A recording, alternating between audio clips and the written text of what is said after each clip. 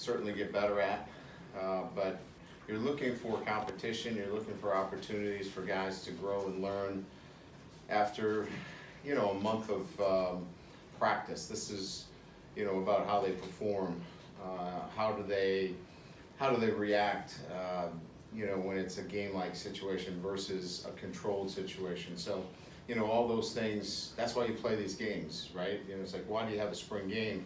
I think they're important because they're different than practices. You know, a lot of people say, well, you know, there's not a big deal about playing a spring game. It is a big deal. They give you another measuring stick when you're evaluating individuals that haven't played a lot of football, and then those guys that are looking to take that next step for you into championship level football. And I think there's a lot of those instances out there today. I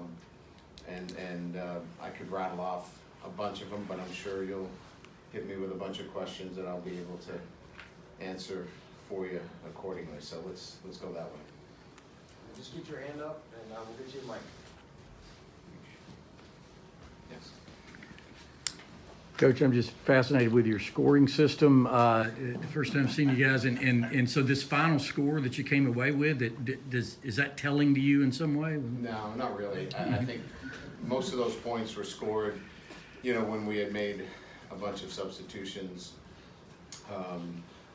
I think that the offense was efficient when our first group was in there, and then when our second group was in there, we weren't quite as efficient. I think it was pretty, you know, pretty easy to evaluate it.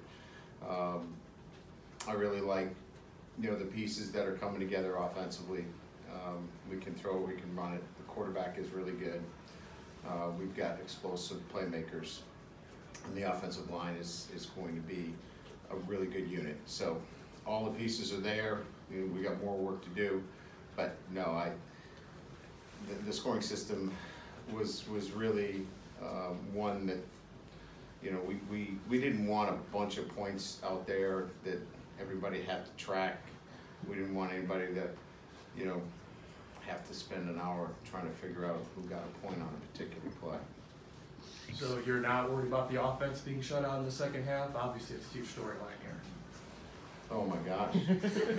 Now that you put it that way, I might not get any sleep. No, I mean, I think, again, we were much more interested in not playing, you know, key players in the second half, which we didn't. And again, I think we have to develop, you know, depth at certain positions. So if there's anything that I'm concerned about, I'll need to look at some film, but we have to continue to build our second unit and offensively and defensively.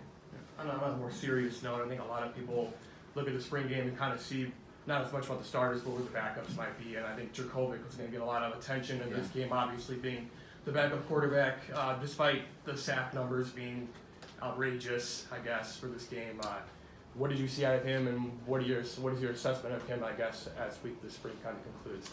Yeah, I think you know, we've had a number of sessions where I've said, you know, he's still cooking. I mean, he's still growing. There's a lot of things that he learned today about, you know, recognition of when the ball needs to come out of his hand, a clock in his head, so to speak. You know, those are all things that, you know, getting a game like this today really helps him in that awareness. So I think he you know, will learn a lot from today's experience about awareness.